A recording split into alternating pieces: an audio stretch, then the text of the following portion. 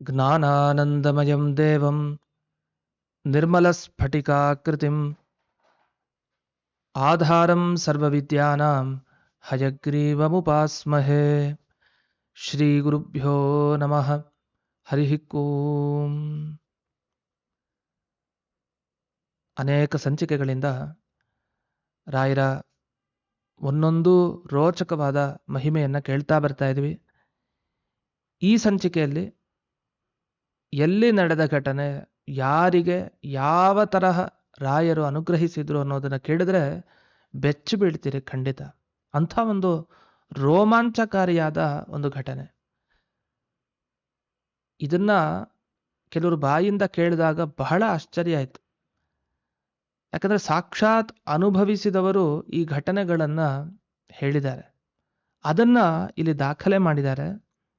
ಇದು ನಡೆದಿದ್ದು ಯಾರಿಗೆ ಅಂದರೆ ಚೆನ್ನೈನ ಟ್ರಿಪ್ಲಿಕೇನ್ ಏರಿಯಾ ಏನಿದೆ ಅಲ್ಲಿದ್ದ ಒಬ್ಬ ಬ್ರಾಹ್ಮಣರಿಗೆ ನಡೆದ ಘಟನೆ. ಆಶ್ಚರ್ಯ, ಅವರು ಈ ಜನ್ಮದಲ್ಲಿ ಬ್ರಾಹ್ಮಣರು, ಆದರೆ ಹಿಂದಿನ ಜನ್ಮದಲ್ಲಿ ಬ್ರಾಹ್ಮಣರಾಗಿರಲಿಲ್ಲ, ಅವ್ರಿಗೆ ಬೇರೆ ಜನ್ಮ ಬಂದಿತ್ತು. ಅದು ನಿಮ್ಗೆ ಆ ಘಟನೆಯನ್ನು ಕೇಳಿದಾಗ ಗೊತ್ತಾಗತ್ತೆ. ಆದರೆ ಇವರನ್ನ ಹಾಗೆ ಪರಿಚಯ ಮಾಡ್ಕೊಳ್ಳೋಣ. ಯಾಕೆಂದ್ರೆ ಅದೇ ಚೆನ್ನೈನ ಟ್ರಿಪ್ಲಿಕೇನ್ ಏರಿಯಾಗೆ ಬಂದು ಅವರು ರಾಯರ ಆ ಮಹಿಮೆಯನ್ನ ಎಷ್ಟು ಕಂಡುಕೊಂಡ್ರು ಅಂದ್ರೆ ಅಷ್ಟು ಕಂಡುಕೊಂಡ್ರು. ಅದು ಹೇಗೆ ಸಾಧ್ಯ ಆಯಿತು ಅನ್ನೋದನ್ನ ನೋಡ್ತಾ ಹೋಗೋಣ. ಈ ಬ್ರಾಹ್ಮಣನ ಘಟನೆ ಏನಾಯ್ತು, ಮೈಯೆಲ್ಲ ದುರ್ಗಂಧ. ಯಾಕೋ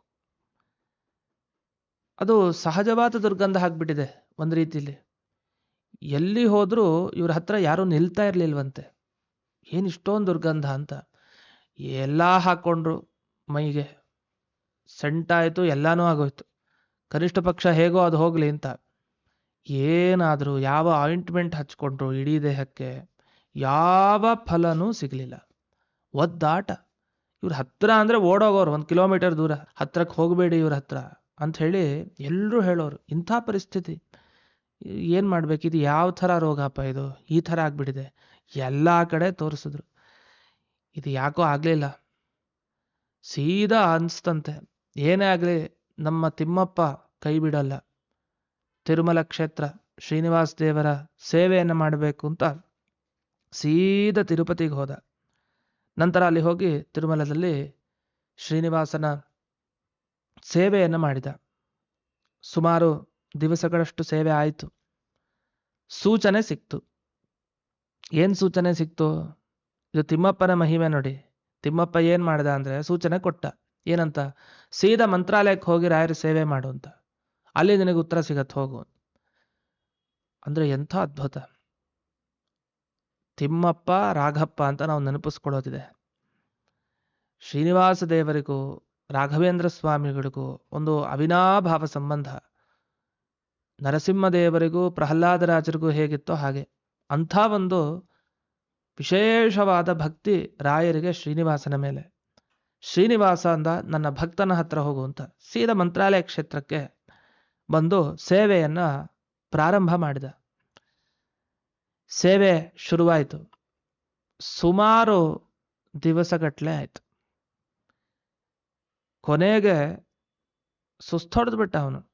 ಏನು ಒಲಿತಾರ ಇಲ್ವಾ ಅಂತ. ಯಾಕೆಂದ್ರೆ 1 ವರ್ಷನೂ ಕಳೆದು ಹೋಯ್ತು, 2 ವರ್ಷ ಆಯ್ತು, 3 ವರ್ಷ ಆಯ್ತು. ಕೊನೆಗೆ ಅಲ್ಲೇ ವಾಸವಾಗಿದ್ದ, ಒಂದೇ ಕಡೆ, ಯಾರಿಗೂ ಗೊತ್ತಾಗದೇ ಇರೋ ಥರ. ಯಾಕೆ ದುರ್ಗಂಧ ಮೈಯೆಲ್ಲ. ಹೋಗ್ತಾ ಇದ್ದ, ಜಾಸ್ತಿ ಹೊತ್ತು ನಿಲ್ತಾ ಇರಲಿಲ್ಲ, ತಕ್ಷಣ ಸೇವೆ ಮಾಡ್ಕೊಂಡು ಬಂದ್ಬಿಡೋದು, ಹೀಗೆ ಮಾಡ್ತಾ ಇದ್ದ. ರಾಯರ ಮಹಿಮೆ, ಸೇವೆಯನ್ನ ತಗೊಂಡಿದ್ದಾರೆ. 1-2-3 ವರ್ಷ ಸೇವೆ ಮಾಡಿದ. ನೋಡಿ ಎಂಥ ಪರೀಕ್ಷೆ ಅಂದ್ರೆ ಕೆಲವು ಸರಿ ಜೀವನದಲ್ಲಿ. ಅದೇ 2-3 ವರ್ಷ ಏನೂ ತೊಂದರೆ ಆಗಲಿಲ್ಲ ಅವನಿಗೆ. ಅದೊಂದು ಆಶ್ಚರ್ಯಕರವಾದ ಘಟನೆ. ಅವನಿಗೆ ಗೊತ್ತಿಲ್ಲ, ಜಾಸ್ತಿ ಹೊತ್ತು ಯಾರ ಹತ್ರನೂ ಇರ್ತಾ ಇರಲಿಲ್ಲ, ಆದರೆ ಸೇವೆ ಮಾತ್ರ ನಿರ್ವಿಘ್ನವಾಗಿ ಆಗ್ತಾ ಇತ್ತು. ಸೇವೆ ಎಲ್ಲ ಮುಗಿಸಿದ. ಕೊನೆಗೆ ಅನ್ಕೊಂಡಂತೆ, ಇನ್ನ ರಾಯರು ಸೂಚನೆ ಕೊಡ್ತಾರೆ ನಾನು ವಾಪಸ್ ಹೊರಟು ಬಿಡ್ತೀನಿ, ಬಹುಶಃ ನನ್ನ ಜನ್ಮದಲ್ಲಿ ಇದೊಂದು ಅನುಭವಿಸಲೇಬೇಕು ಅಂತ ಕಾಣುತ್ತೆ, ಪ್ರಾರಬ್ಧ ಕರ್ಮ, ನನ್ನ ಜೀವನ ಇಷ್ಟೇ ಅಂತ ಅನ್ಕೊಂಡಿದ್ದ. ಕೊನೆಯ ದಿವಸ ಸೇವೆ ಮುಗಿಸಿ ನಾ ಹೊರಡಬೇಕು ಅಂತ ಅಂದುಕೊಂಡು ಎಲ್ಲ ಸಿದ್ಧತೆಯನ್ನು ಮಾಡಿಕೊಂಡು ನಿಂತಿದ್ದಾನೆ. ಅಷ್ಟೊತ್ತಿಗೆ ಕನಸು ಬಂತು.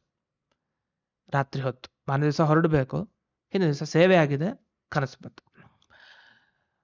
ಆ ಕನಸಿನಲ್ಲಿ ರಾಯರು ಬಂದು ಸೂಚನೆ ಕೊಟ್ಟಿದ್ದಾರೆ.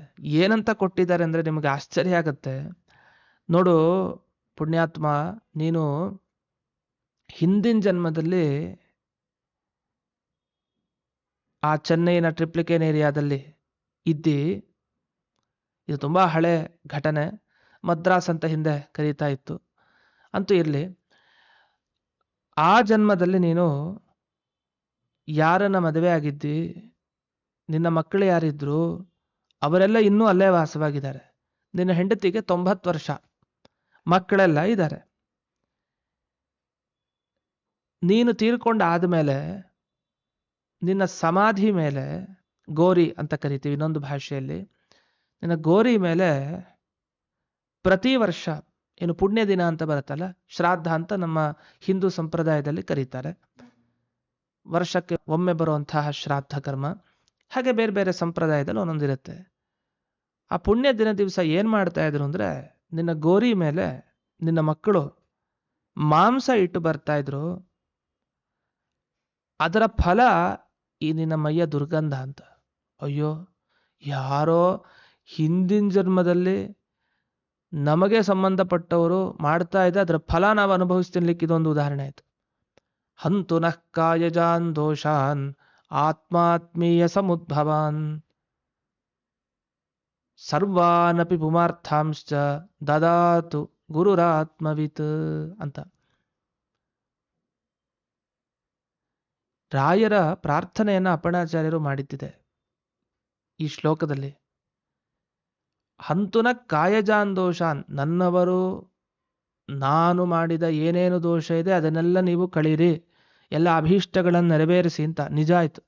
ಆತ್ಮೀಯರು ಅಂದ್ರೆ ಈ ಜನ್ಮದಿರಲಿ, ಹಿಂದಿನ ಜನ್ಮದವರು ಮಾಡ್ತಾ ಇದ್ರು ಹೀಗೆ. ಅದರ ಪ್ರಭಾವ ನೀನೇನ್ ಮಾಡಬೇಕು, ನಿನ್ನ ಪುಣ್ಯ ದಿನದ ದಿವಸ ಏನು ಅವರು ಮಾಡ್ತಾರಲ್ಲ, ಗೋರಿ ಮೇಲೆ ಮಾಂಸ ಇಡೋದು, ಅದನ್ನ ಪಕ್ಕಕ್ಕೆ ಸರಿಸೋ ವ್ಯವಸ್ಥೆ ನೀವು ಮಾಡ್ಕೊಬೇಕು ಅಂತ. ಒಳ್ಳೆ ಕಥೆ ಆಯ್ತಲ್ಲ. ಈಗ ಎಲ್ಲಂತ ಹುಡ್ಕೊಂಡು ಹೋಗೋಣ ಹೇಳಿದ್ರೆ ಅವ್ರು ಕೇಳ್ತಾರ, ಕಪಾಳ ಕೊಡದು ಕಳಿಸ್ತಾರೆ. ಅದು ಸೂಚನೆ ಅಂತೂ ಸಿಕ್ತು ಸೇವೆ ಎಲ್ಲ ಮಾಡಿದ ಮೇಲೆ. ಏನ್ ಮಾಡ್ಬೇಕು ಇವನಿಗೆ, ಹೆದರಿಕೆ. ಅವಾಗ ಒಂದು ಉಪಾಯ ಹೇಳ್ತಾರೆ. ನೋಡು, ನಿನ್ನ ನಂಬ್ತಾರವ್ರು. ನಿನ್ನ ಹೆಂಡತಿ ಅವಳು 90 ವರ್ಷ ಮುದುಕಿ, ಈಗ ಅವಳ ಹತ್ರ ಹೋಗಿ ಹೇಳು, ಅವಳು ನಂಬ್ತಾಳೆ.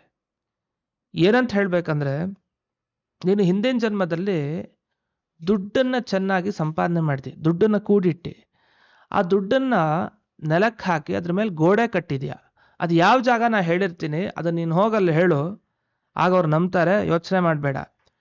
ಹೋಗಿ ಹೇಳು, ಇನ್ಮೇಲೆ ಗೋರಿ ಮೇಲೆ ಹೂವನ್ನ ಇಡ್ಲಿಕ್ಕೆ ಹೇಳು, ಮಾಂಸ ಬೇಡ ಅಂತ ಹೇಳ್ತಾರೆ. ಸರಿ, ಇಷ್ಟ ಆಯ್ತಲ್ಲ. ಇದಾದ್ಮೇಲೆ ನೀನು ಹೇಳಿದಂತೆ ನಡೀತಾರೆ, ಹೋಗು. ಆಮೇಲೆ ನೋಡ್ತಾ ಇರು, ನಿನ್ನ ಮೈಯೆಲ್ಲ ಸುಗಂಧ ಆಗತ್ತೆ, ಯೋಚನೆ ಮಾಡಬೇಡ, ದುರ್ಗಂಧ ಎಲ್ಲ ಹೋಗತ್ತೆ ತಾನಾಗೆ ಅಂತ. ಸೀದಾ ಯಾವ ಅಡ್ರೆಸ್ ಸೂಚನೆ ಆಗಿತ್ತೋ ಅಲ್ಲಿಗೆ ಸೀದಾ ಬಂದಿದ್ದಾನೆ. ಇವ್ನಿಗೆ ಎಂಥ ಧೈರ್ಯ ಇರ್ಬೇಕು ನೋಡಿ. ರಾಯರ ಮೇಲೆ ನಂಬಿಕೆ ಅಷ್ಟಿದೆ, ಅವರು ಸೂಚನೆ ಕೊಟ್ಟಿದ್ದಾರೆ. ಧೈರ್ಯ ಆ ಏರಿಯಾಕ್ಕೆ ನುಗ್ಗದ.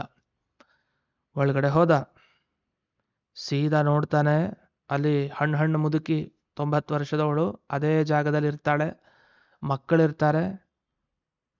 ಅವನು ಬಂದು ಹೇಳ್ತಾನೆ, ಏನಂತ, ಇವಳೇ ನನ್ನ ಹಿಂದಿನ ಜನ್ಮದ ಹೆಂಡತಿ ಅಂತ.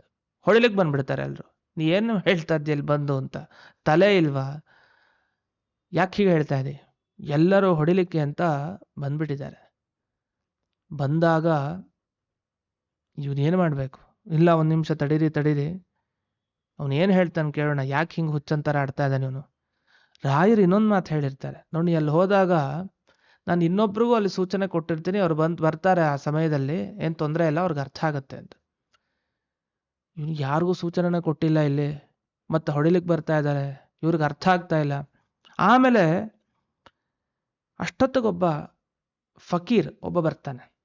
ಅವನು ಬಂದು, ಇಲ್ಲ ನನಗೆ ಸೂಚನೆ ಆಗಿದೆ, ನನಗೆ ಮಹಾತ್ಮ ಬಂದು ನನಗೆ ಸೂಚನೆ ಕೊಟ್ಟಿದ್ದಾರೆ, ಇವನು ಹೇಳ್ತಾ ಇರೋದು ಸತ್ಯ, ಅವನ ಮಾತು ಕೇಳಿ 1 ನಿಮಿಷ. ಎಲ್ಲ ಕೆಲವರು ಹುಚ್ಚರು, ಕಲ್ಲೊಡಿಲಿಕ್ಕೆಲ್ಲ ಶುರು ಮಾಡಿಬಿಟ್ರು.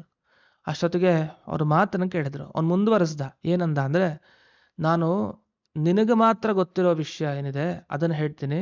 ಒಂದು ಕಡೆ ಹಣವನ್ನ ಹೂತಿಟ್ಟಿದ್ದೆ, ಅದ್ರ ಮೇಲೆ ಗೋಡೆ ಕಟ್ಟಿದ್ದೀನಿ, ಆ ಜಾಗ ಇದು ಅಂತ ತೋರಿಸ್ತಾನೆ ಹೋಗಿ. ಅಷ್ಟನ್ನ ಹೇಳಿದ ಮೇಲೆ ಖಾತ್ರಿ ಆಗೋಯ್ತು. ಹೌದು, ಈ ಕಡೆ ಅವನಿಗೆ ಸೂಚನೆ ಸಿಕ್ಕಿದೆ ಇನ್ನೊಬ್ಬನಿಗೆ, ಇವನಿಗೆ ಹೀಗ ಆಗಿದೆ ಸೂಚನೆ, ಇವನು ಬಂದು ಹೇಳಿದಾನೆ. ಇಷ್ಟೆಲ್ಲ ವಿಷಯ ಕೇಳಿ ಗಾಬರಿ ಆಯ್ತು. ಗಾಬರಿ ಆದ್ಮೇಲೆ ತಾನಾಗೆ ಗಲಾಟೆ ಎಲ್ಲ ನಿಲ್ತು. ತಾನು ಎಲ್ಲ ತೋರಿಸ್ತಾ, ಹೆಂಡತಿ ಮಕ್ಕಳು ಒಪ್ಕೊಂಡ್ರು. ಪುಣ್ಯಕ್ಕೆ ಆಮೇಲೆ ಏನೋ ಉಳಿಲಿಲ್ಲ. ಆಮೇಲೆ ಸೂಚನೆ ಆಯ್ತು, ಅವ್ನು ಹೊರಟ ಅಲ್ಲಲ್ಲಿ ಉಳಿಯೋದು. ಆಮೇಲೆ ಆಯ್ತು, ನಾವಿನ್ಮೇಲೆ ಹಾಗೆ ಮಾಡ್ತೀವಿ ಅಂತ ಅವರು ಹೂಗಳನ್ನು ಇಡ್ಲಿಕ್ಕೆ ಪ್ರಾರಂಭ ಮಾಡಿದ್ರು. ಇವನ ಮೈಯ ದುರ್ಗಂಧ ಹೋಗಿ ಸುಗಂಧ ಶುರುವಾಯ್ತು. ಅಂದ್ರೆ ಮಾಮೂಲಿಯಾಗಿ ಆದ ಅವನು ಅಂತ. ಇದನ್ನ ಎಲ್ಲರೂ ಅವತ್ತು ನೋಡಿದವರೇ ಘಟನೆಗಳನ್ನ ವರ್ಣಿಸಿದ್ದಿದೆಯಂತೆ. ಅಂಥ ಆಶ್ಚರ್ಯಕರವಾದ ಘಟನೆ ಈಗ ಪರಂಪರೆಯಲ್ಲಿ ಕೇಳ್ತಾ ಬಂದಿದ್ದೀವಿ. ಈ ಥರ ರಾಯರ ಮಹಿಮೆ ಎಷ್ಟು ದೊಡ್ಡದು ಅಂದ್ರೆ, ನಿಮ್ಮ ಹಿಂದಿನ ಜನ್ಮದ್ದು, ಮುಂದಿನ ಜನ್ಮದ್ದು, ಈಗಿಂದ ಎಲ್ಲ ಗೊತ್ತಿರತ್ತೆ ಅವ್ರಿಗೆ. ನಾವು ಅನ್ಕೊಳ್ತೀವಿ ನಮ್ಮ ಮನೇಲಿ ಇಲ್ಲ ರಾಯರು, ಎಲ್ಲೋ ಇದ್ದಾರೆ ದೂರ. ಹಾಗಲ್ಲ, ಅವ್ರು ಎಲ್ಲ ಕಡೆ ಇರ್ತಾರೆ ಅದೃಶ್ಯ ರೂಪದಲ್ಲಿ. ಯಾರಿಗೆ ಯಾವ ಟೈಮಲ್ಲಿ ಅನುಗ್ರಹ ಮಾಡಬೇಕು ಆಗ ಬರ್ತಾರೆ, ಸೂಚನೆ ಕೊಡ್ತಾರೆ, ತಮ್ಮ ಕೆಲಸ ಆಯ್ತು ಮತ್ತೆ ಹೊರಟು ಬಿಡ್ತಾರೆ, ಅವ್ರು ಇರಲ್ಲ. ರಾಯರಂಥ ಮಹಾನುಭಾವರು ಎಂಥ ಒಂದು ಮಹಿಮೆಯನ್ನು ತೋರಿಸ್ತಾ ಇದ್ದಾರೆ ಅಂದರೆ ಮೈ ಝುಮ್ ಅನ್ನತ್ತೆ. ಅಂಥ ಒಂದು ದಿವ್ಯವಾದ ಮಹಿಮೆ ಇದು.